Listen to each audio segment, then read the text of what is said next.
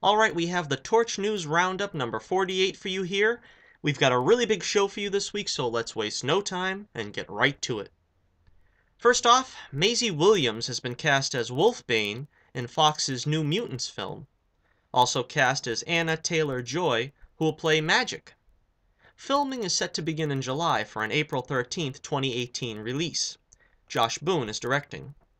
I frankly don't know a whole lot about the New Mutants comic, so I really don't know what to expect here, but I'll be following the upcoming production developments closely.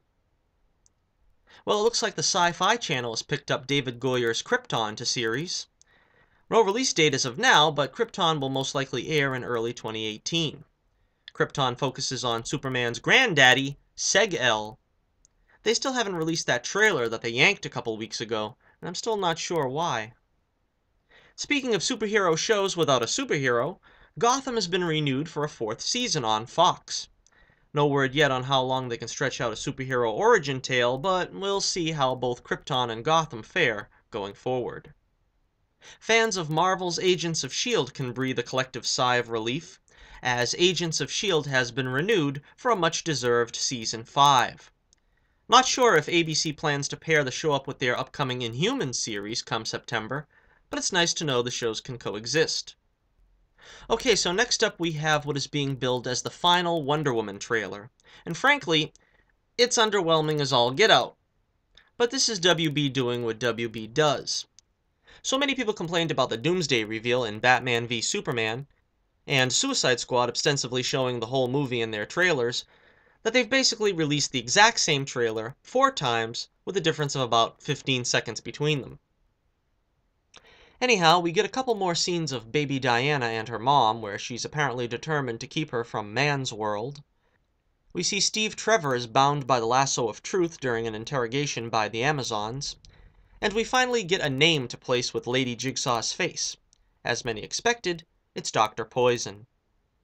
What follows is more or less a variation on what we've seen before. Diana defies her mother, joins Steve in London, some fish-out-of-water jokes ensue, and then scenes of Wonder Woman going to war. If anything, I'm getting less interested in the film, purely because I see a good 80% of the same scenes over and over and over. Now on the plus side, I guess all the money shots will be a surprise. I remember complaining about that for Suicide Squad. All the best scenes were pretty much in the trailers. But there better be some darn exciting scenes that they're not showing. Otherwise, this whole film could collapse on the expectation.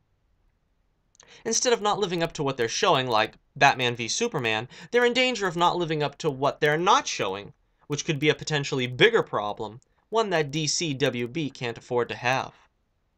Then we got a Spider-Man Homecoming clip/trailer, which I don't really know how it classifies as a trailer, but it's basically the scene of Peter and Ned Leeds in his room when Ned discovers he's Spider-Man.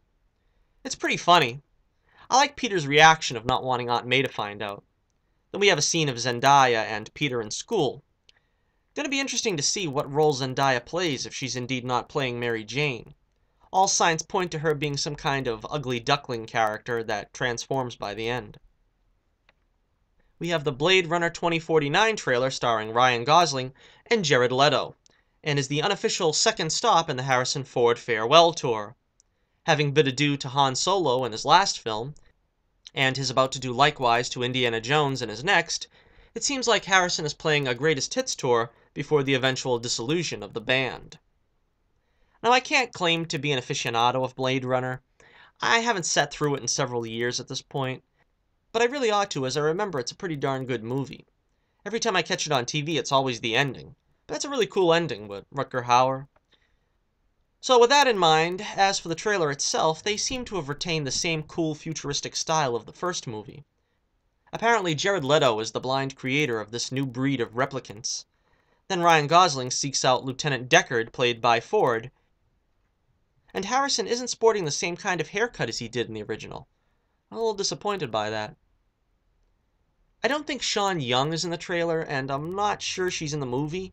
If I remember correctly, she was a replicant, so I guess her aging in real life precludes her from involvement in this film. Drax himself, Dave Bautista, is in the film. I'll lose my mind if he grabs Ford and yells, "How old am I?" Blade Runner 2049 comes out October 6th. So that's about the size of it.